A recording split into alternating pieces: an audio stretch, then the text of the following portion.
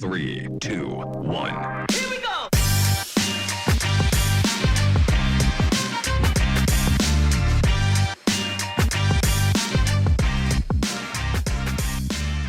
Hey everybody, welcome back to System and Soul. Chris and Benj with you today, and we're excited today. We got a guy who really has studied pressure, all kinds of pressure, sports, business, and he's written this really cool book, The Power of Pressure. His name is Dane Jenson. He's the CEO of Third Factor, second generation entrepreneur, and author of The Power of Pressure.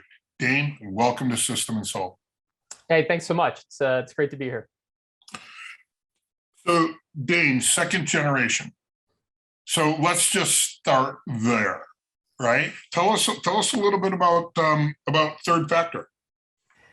Yeah, so Third Factor, we're kind of this interdisciplinary leadership lab. I always talk about what we do is basically being a cross-pollination engine. So we kind of operate at the intersection of all these different environments where people are under a lot of pressure and they have to perform. And we try to figure out what we can all learn from each other. So we actually got our start as an organization. You mentioned second generation. So it was founded by my parents. My dad, had a PhD in sports psychology. My mom was a clinical psychologist. And they were really working in the world of elite sport. It was kind of the days when, sports psychology was a bit of a dark art in the 70s and 80s. Nobody really knew what they were doing back there. It was kind of like, is this electric shock therapy? Is this, psychoanalysis? And, so they were, my dad in particular was among the kind of first crew to really bring it, out of the kind of back room and into being more of a science. How do you perform under pressure? And this was a topic that, as time ticked forward into the kind of early 90s, mid 90s, people in organizations started picking up the phone and calling them and saying like, hey, the stuff you're doing with elite athletes to help them perform in international competition, we have pressure too. We got to give big sales pitches. We got to, deliver against tight timelines. Could this stuff help us? And that was really where the business got formed, was recognizing that pressure is a universal human experience, and it's a pretty fundamentally human one, right? Our heart rate increases, our breathing gets quicker. And so, sport's a great R&D lab. I now talk about what we do more as we try to learn from everybody. We talk to people in business, we talk to people in the military and sport and academia, and just figure out what are the universal things that we can learn about pressure and performance. Yeah. So what are some of those biggest takeaways? Like if you had to distill all of your years of learnings from each other down into a few critical things, like what does it come down to? Man, Ben, you start with you don't work your way up. It's like, let's hear it, no, right? What's the big stuff? What do we need to know? All right. So I think this is kind of what the mission of the book was, to be totally honest, was like, okay, we've been looking at this for 30 years. What are some of the patterns that have emerged? And I kind of tackled this in a slightly, well, I think anyways, a slightly interesting way, which is, in addition to the years of experience that we had, I kind of stumbled on this, this question that opened a lot of doors for me. And it was this question, what's the most pressure you've ever been under? And I started asking this thing kind of informally. I was doing a lot of teaching and speaking, so it was a great icebreaker on a break or around a table. But what I started to immediately realize is like, no matter who you ask this question of, whether it's an elite athlete, it's, someone in the military, it's just a regular manager, it's a busy parent, like there's a great story on the other side of this question. And I suspect the two of you, the second I kind of say, what's the most pressure you've ever been under, your brain starts going a little bit, right? Okay, well, what is that moment? And so I started asking this to as many people as I could. I started following it up and saying, well, what made it, so high pressure? What did you do? Did that help? Did that hurt? What did other people do? Did that help? Did that hurt? So I just started to try to unpack it a little bit. And so I think your question around, what have you learned? Like, what are the patterns? I learned first that initially when you start asking this thing, you actually don't think there are any patterns. So right off the jump, I was kind of like, holy crap, like, the experiences that people come back with are so different. It would actually be impossible for them to be more different. Like you get the classic stuff, right? So you get hey, I had to give a speech in front of 1,000 people. But you get the stuff that's like, I was on stage and the person who was presenting started choking and came walking towards me, making the choking gesture. And I had to perform life-saving surgery in front of, a conference of people. Or I had a guy who said, I was swimming in the ocean and I suddenly realized that I was too far from shore to get back and the tide was going out. Or, I had a really demanding job and my mom got cancer and I had to be the one in the hospital with her, providing end of life care while holding down a job. So, initially I was kind of like, wow, what people define as pressure is so broad and so diverse and distinct that it's going to be a little bit hard to do this. But the more you start asking it, the more you do start to go, okay, amidst all of this vast diversity, there are actually some things that are pretty similar across high pressure situations. And I think the three things that for me are important for us to talk about are importance, uncertainty, and volume. And I'll give you like the high level definition of this, and then I promise I will stop talking at some point and we'll have a dialogue. But the three, so regardless of the situation, people don't feel pressure if the outcome isn't important. So that's the first thing that has to be there for pressure is this has to matter to me in some capacity. If it doesn't, I'm not going to feel pressure. But importance on its own is not enough to create pressure. The second thing is uncertainty, because no matter how important something is to me, if I know exactly how it's going to go, there's not pressure there. Pressure exists at the intersection of the outcome of this is important to me, and I don't know how it's going to turn out. And then the third piece is volume, which is there's always some component of like, there's just a lot, a lot of tasks, decisions, distractions that surround the important, uncertain, moments that we find ourselves in. And so all the tools around pressure for me relate back to those three things. That's what causes pressure. If we can learn to manage those three things, we can get at the good stuff under pressure. So that's your lens. It's almost your filter when you're confronted with whether it's yourself or a client or whoever you're working with. You're going to say, hey, let's not think about pressure. Let's break it down into these three elements that create pressure, and then we can learn to deal with that. Is that? Yeah, that's you got it. Bang on. All right, so my curiosity is high. Let's break those down. Start with importance. How do we deal with importance of pressure? Yeah, so importance is a bit of a microcosm for all three, which is, once you start to dig into these things, what you realize is that, just like pressure itself is a double-edged sword, like pressure is energy, pressure, can be hugely beneficial. And at the same time, pressure, untethered over time is profoundly bad for people. It leads to burnout and stress leave and all that terrible stuff. So pressure itself is a double-edged sword. And then all three of these things, importance, uncertainty, and volume, they're like double agents in and of themselves. They can be really helpful, but they can also be really, really hurtful. Mm-hmm. And so importance is a great microcosm of that, which is, when we are going through the grind, the long haul of pressure. So, think about the example of the woman who had to care for her mother at end of life while holding down a demanding job. Think about what lots of us have gone through over the past 20 months, where it's not like an acute pressure moment, like, a big speech or a job interview or something. It's just like this unrelenting grind of volume and importance and uncertainty. In those periods, our main job, the intervention, is to really clear a line of sight to importance. Right? How close can I pull importance? How clear a picture do I have of how this period is helping me grow? How enduring this pressure is benefiting the people around me, my family, society, my business, the team? And how is this pressure bringing me closer to other people?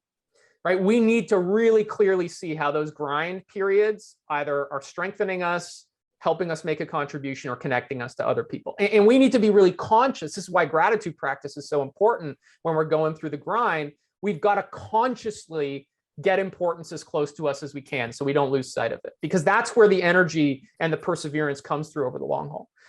When you, on the other hand, tip over into what I talk about as peak pressure moments. So these are things like, an Olympic final or a really big, meeting that you have to nail.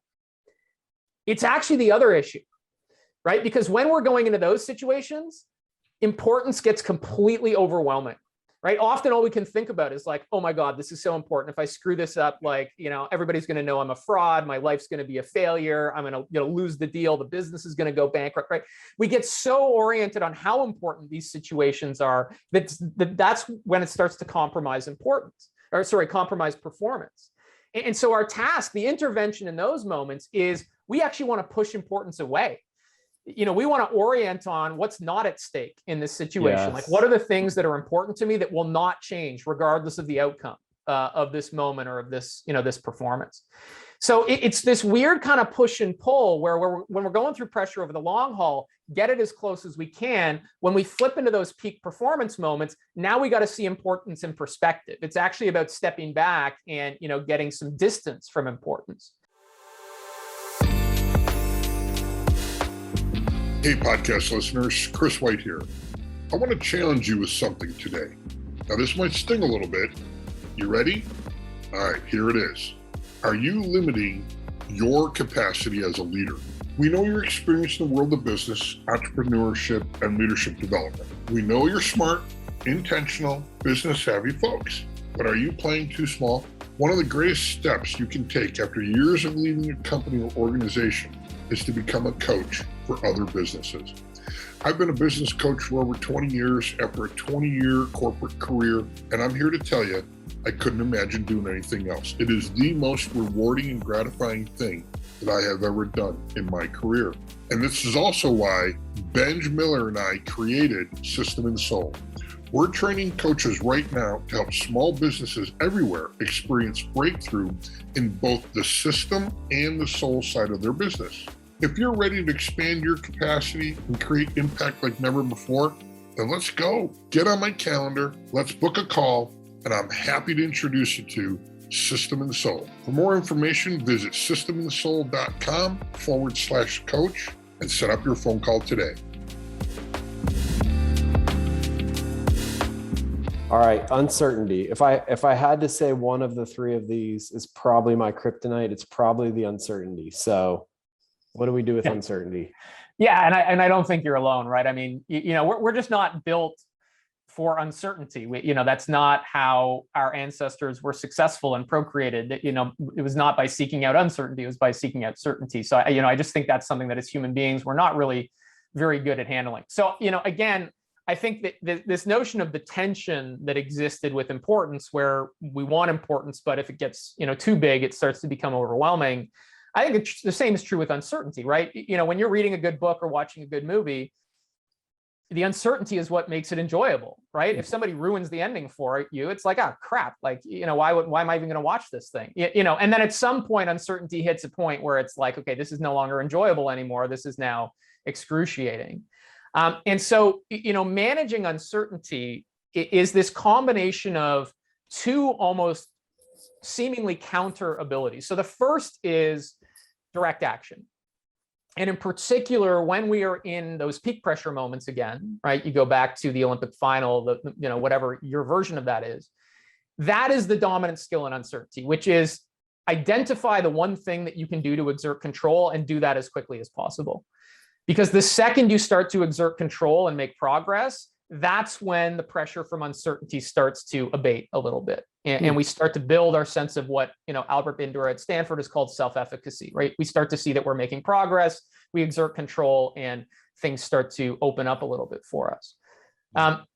The counterpoint to that is because direct action is so effective in peak pressure moments, what I've found is that high performers can often get addicted to direct action, right? It's like I see uncertainty and I act on it. I see uncertainty and I act on it. And actually that tendency over the long haul is quite counterproductive. Because if we try to act on and tame all of the uncertainty that we face over the long haul, it just creates a sense of helplessness, which actually reinforces pressure.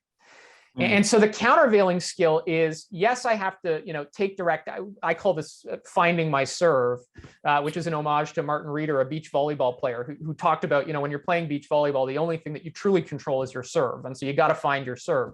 That to me is such a great metaphor for direct action. You got to find your serve. But once you're into the rally, you actually have to cultivate and actually work on this ability to embrace uncertainty. right? To get comfortable with the fact that, you are en route to things that you cannot control and cannot tame and cannot predict.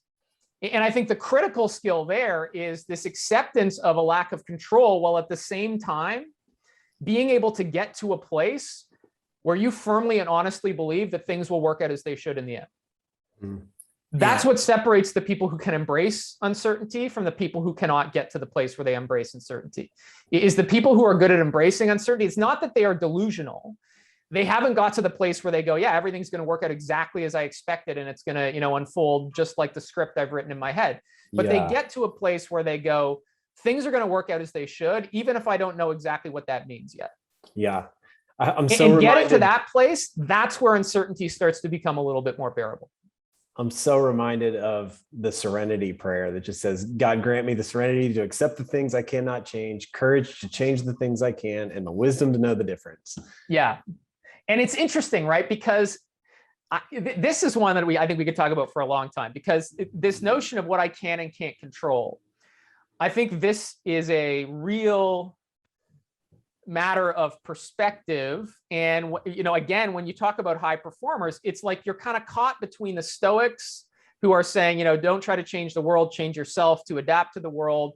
And then on the other hand, you have like Apple and Steve Jobs, who are saying like, no, don't accept the universe as it is, like make a dent, like you can change the universe. And so I do think, the serenity prayer is super helpful and it's incredible wisdom. I think where people struggle a little bit is like, okay, how do I determine whether I'm accepting something I can't change, or I'm just giving up and abdicating when I should be trying to make a dent in the universe? Yeah. And so I think that judgment call is a very difficult decision to make. And where I kind of come back on it is, we've got to be honest with ourselves around how much energy am I willing to exert in service of trying to change this thing? How deep into the uncertainty zone am I willing to go? What is the cost that I'm willing to pay?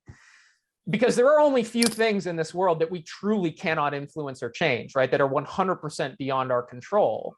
You look at the things that people like Gandhi and Martin Luther King and others have accomplished, right? These are people who tackled things that other people said, you cannot control that, you cannot influence it. And they just refused to accept it.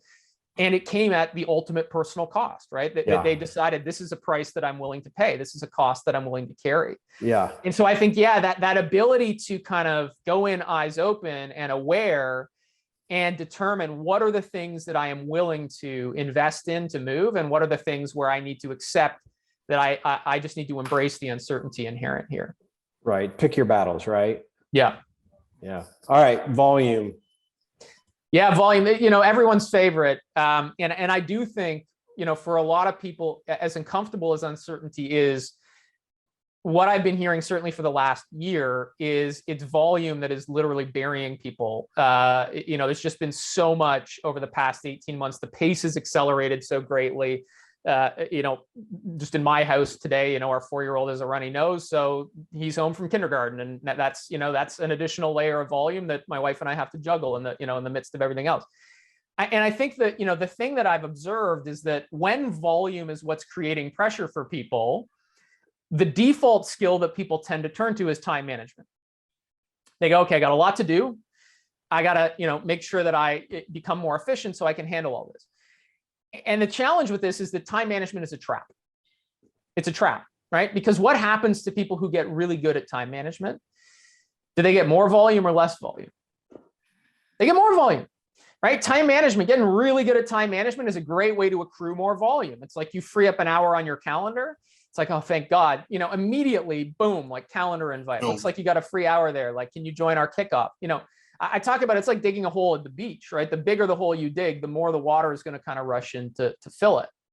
Mm-hmm. And so, I think, listen, I don't want to crap all over time management. It's a useful productivity tool.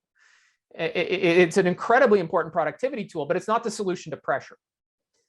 And so when it comes to the pressure from volume, you really have to go at the root causes, right? What creates volume for us? It's the volume of tasks, it's the volume of decisions, it's the volume of distractions. And I think you need to have a plan in place for how am I going to cut these things off at the root and tame the inputs as opposed to just accommodating them, by becoming more efficient. Mm-hmm. And so that's where, we start to get into things like decisions. So take decisions as a starting point. I think that's been one of the things that has really ramped up pressure on people over the past year and a half, is things that did not require a decision 2 years ago now require decisions made with tremendous uncertainty. Like, okay, is it safe to send my kid to school today, or should we be keeping them home? Am I good to get on a plane and, take an international trip, or, is it still too, all of these things that were just automatic 2 years ago, they now require cognitive load. They create pressure and use, capacity. And so in that environment, my thing to people is, well, the more decisions that you can replace with absolute principles, the better off you are. Because again, if we just try to accommodate the decisions, it doesn't really work. And so one of my pieces of coaching to folks is take a look at the decisions that you're having to make and identify, are there any decisions that kind of fit a pattern where you would be better served by having an absolute principle? And the example I'll often use, because it's far enough afield from the business world, is the science of weight loss. If you look at the science of weight loss, it is actually much easier to say, I'm not going to eat after 8 p.m. than it is to say, I'm going to limit my snacking after 8 p.m. Because I'll limit my snacking after 8 p.m. This just opens up a world of decisions, right? It's like, okay, can I have this yogurt? Well, what about these nuts? Like, well, can I have almonds or cashews? Or like, what if I've had some, like, can I have the yogurt now? Like, oh God, it's a big tub of yogurt. Like, is that, all of a sudden I'm making all of these decisions, one by one. Versus I'm not going to eat after 8 p.m. Like, no decisions. It's one principle. It eliminates all the cognitive load that's required to make all those decisions. So that's one example for me of how we actually tame the volume as opposed to just kind of, accommodate it. Yeah. It reminds me of some of the, famous entrepreneurs, visionaries who wear the same clothes every single day because they don't have decision fatigue. It's one less decision they have to make. So in essence, you're saying that's reducing their load, their volume, that adds to pressure in their life. It's a way to alleviate pressure. Yeah, and that is a perfect example, right? We don't need to use cognitive load to decide what we're going to wear. Let's just put a principle in place and cut that out entirely. Yeah, so cool. I love it. You made a few examples kind of referencing the season that we're in with COVID. If it's even possible to abstract ourselves from a world of COVID, do you think leaders are facing more pressure than they did 10 years ago, or is it just that's the weight of leadership? So this is a great conversation to have over a couple of drinks. So are we I go back to the 3 root causes, right? So if pressure, which I believe is a function of importance, uncertainty, and volume, you kind of ask yourself, okay, are we dealing with fundamentally more important things now than we were 10 years ago? I don't know. The jury's kind of out on that one for me. Certainly I think over the past 18 months, more people were dealing firsthand with more important things like their employment income, the health of their friends and family than typically we were dealing with. So I think for this period, I think importance kind of went through the roof a little bit. If you look a little bigger picture, are we dealing with fundamentally more important things now than we were in the early part of the 20th century when there were 2 world wars and, the advent of the nuclear bomb? I don't know, but, so that one, it's kind of hard to handicap. I think uncertainty, I do think uncertainty has been ramped up a little bit around just some of the fundamental underpinnings of the world, at least the way the world existed for the past kind of 60 to 70 years. But again, I think you could make a case that uncertainty's kind of always been with us. I think the one where it's a little bit more clear cut is actually volume. I don't think you can compare the volume that people were expected to carry 20 years ago to the volume that people carry now, just in terms of sheer information that we consume, the number of inputs that are open for people to reach us. Just to do this interview, I had to close Slack, right, Signal, WhatsApp, Outlook, Teams. Like literally, I had to close like 7 different apps so people couldn't ping me, while we were doing this thing. And I just think that wasn't the case 20 years ago. So I think the jury's out for me a little bit on importance, uncertainty. It's a good debate. I think volume unequivocally is up. Oh, yeah, 100%. Look, we understand there are different kinds of pressures. We understand people can react differently to different types of pressures. And, that leads me down the road. Well, gosh, is the pressure any different today than the pressure my parents had, raising a family of 8 and building 2 companies. I mean, there's a lot of pressure there. Yeah. Huge. Huge. I wonder if there is, we are carrying real weight for artificial pressure, because as you were listing all 3 of those, I kept going in my mind, I just kept seeing these, 24-hour news cycles going, and they make their money off feeding us the importance of a million different things around the globe that really don't affect me. If I don't watch it, I don't know about it. It has zero effect on me. But we are now in everybody else's important problems. They're all uncertain. And the sheer volume from, all of those inputs can be maddening. And I don't wonder if, the thing that I would agree with you about, maybe not the first 2, but yes, the third one. And either the third one's so big, or maybe just the mass amount of inputs are hitting all 3 of these. But you got to think, people aren't handling pressure well anymore. And I want to pick up on what you said, because I think and this is a chapter that I ended up cutting out of the book, but I could not agree with you more on importance, which is, okay, objectively, are we dealing with more important things than, 2 massive global wars? Probably not. Subjectively, I think, there is an entire ecosystem that is rooted in 2 things, which is importance inflation and minute timescales. And those 2 things together, which is, we need to ramp up the perceived importance of events, because that's what gets people to pay attention to them. And that's our currency is people's attention. And so it's like, I get notifications on my lock screen, when a study goes out that shows that avocados reduce cancer risk by 10%. It's like, oh my God, breaking news, right? Like, so there is this importance inflation that gets attached to things that are not really that important.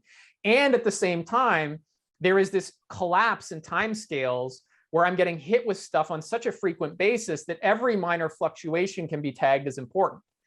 So if you were to zoom out and look at it over the scale of a month or a year, you might go, okay, this was but minute to minute.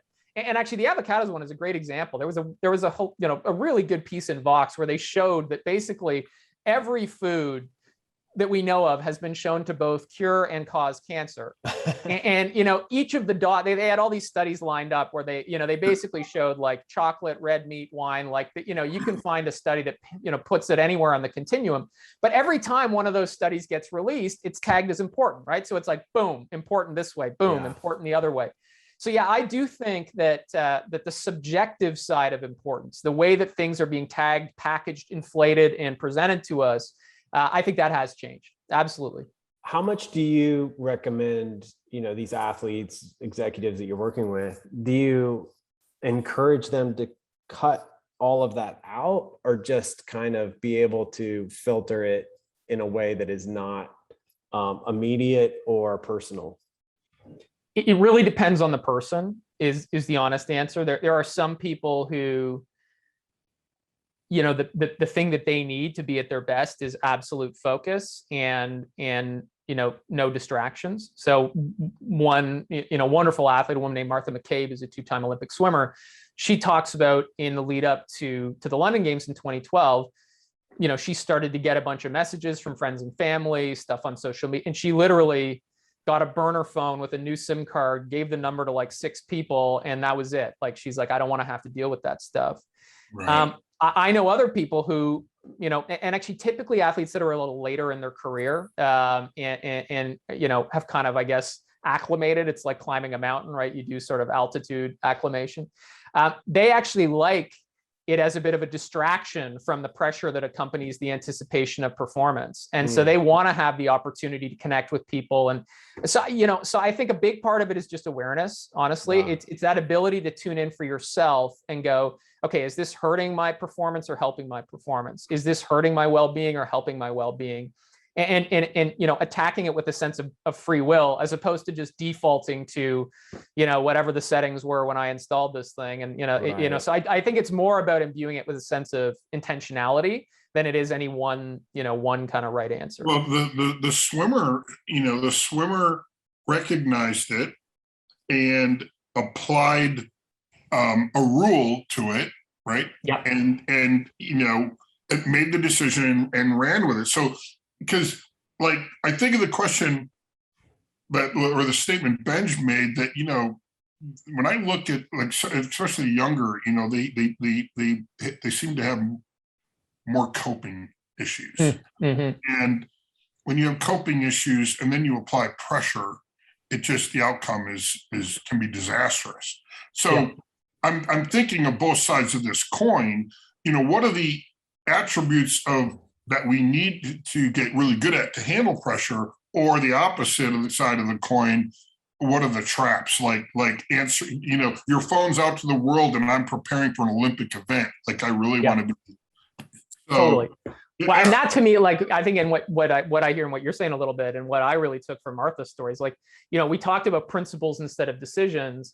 There's a bit of a corollary to that, which is structure over willpower. Because I think, willing yourself to not get distracted by that stuff, just like, oh, I'm going to keep the phone in my pocket, I'm not going to listen, when it buzzes, I'm not going to check it. Like, that is such a losing game. Willpower doesn't work. It's just not possible. You're fighting in a tug of war against, the best paid people on the planet who are doing the latest, research into neuroscience specifically to figure out how to overwhelm your willpower. So I think that notion of, you cannot will yourself out of volume, out of distractions. You have to put some structure in place, whether that's getting rid of your phone, it's, establishing periods during the day where you're going to turn the Wi-Fi off and just stay focused. Like, so I do think that discipline of figuring out what's a structure that works for you that doesn't rely on willpower, I think that's a really important part of managing it, for sure.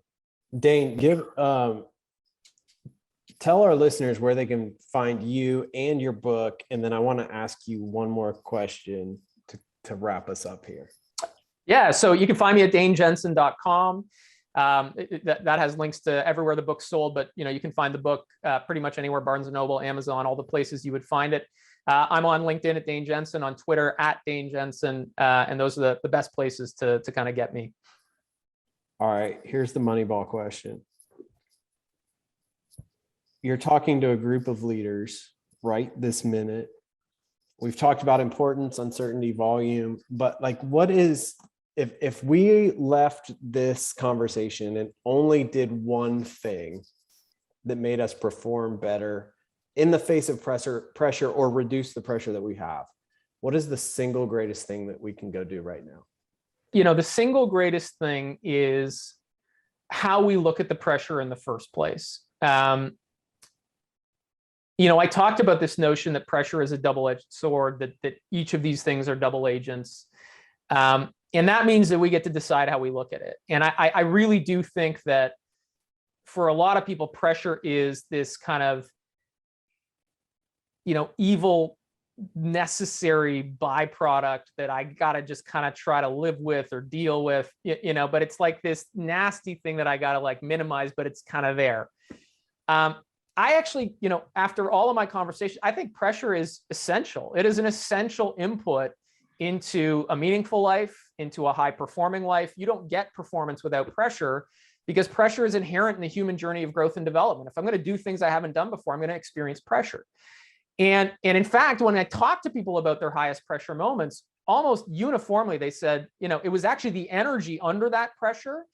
Things were going crazy. My stomach was, but it was the energy under that gave me the capacity to do what I needed to do, right? To step up and perform, to step up and lead. And so I think, Carl Jung said 100 years ago, what we resist persists. And I think when we try to push pressure away, it actually just magnifies it. It magnifies the impact of it. And so, if I ask people to take one thing away, it's like, you got to recognize that pressure is here. It's inevitable. It's essential. And I got to open myself up to it and go, there's energy under there. How do I want to relate to this in a way that's productive? And that's where you start to turn to the more specific tools that we talked about. But I think that mindset shift is where everything has to start. Yes. What I'm hearing, Dane, what I'm hearing from you is embrace the suck. Right? I do think you're onto something, right? I think people sometimes think I'm going to be the like, yeah, love it. Like love the pressure, rise and grind. And I actually do. I think it's very tough to get to a place where pressure is actually enjoyable. But you can get to a place where pressure is meaningful. It is helpful. It is fuel. That is possible. That is achievable. And I think, it's like most people don't want to repeat their highest pressure moments, but when they look back on them, they go, those were really important periods for me to go through. You got to accept the fact that it's there and it's not going to go away. It's just like our relationship with fear or money. Yeah. You got to understand it, compartmentalize it, and then use it to your advantage as opposed to your disadvantage. Totally. 100% agree. That's it. Thanks, Dane. Dane, loved this conversation. Super energizing. I live in this stuff, so super fun. Can't wait to grab that book and dig in some more. So awesome. Well, thanks for having me. Really enjoyed it.